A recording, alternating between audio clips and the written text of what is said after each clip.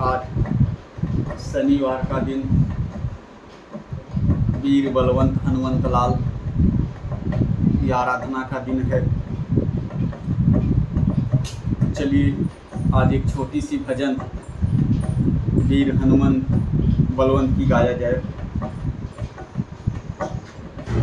हथवा में सोहेला, हथवा में सोहेला, धवला पहाड़ हो भूलैया जनी हमरा के। पवन कुमार हो भूलैया जनी हमरा के। पवन कुमार हो भूलैया जनी हमरा के। लाल लाल देहिया पे लाल बाल गोटा, लाल लाल देहिया पे लाल बाल गोटा। हथवा में सोहेला, हथवा में सोहेला, गदवा विशाल हो भूलैया जनी हमरा के। पवन कुमार हो भूलैया जनी हमरा के। लंका में जाई के डंका बजाई दिहले, लंका में जाई के डंका बजाई दिहले।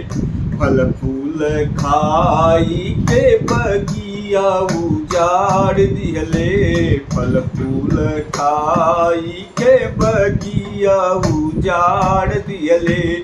अक्षय के मारी के, अक्षय के मारी के, कैले उद्गार हो भूलैया जनी हमरा के। पवन कुमार हो भूलैया जनी हमरा के। पवन कुमार हो भूलैया जनी हमरा के।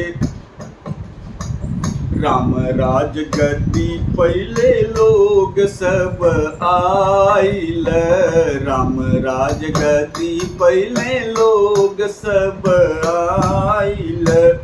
अपन अपन सेवका के नाम सब बताइल, अपन अपन सेवका के नाम सब बताइल।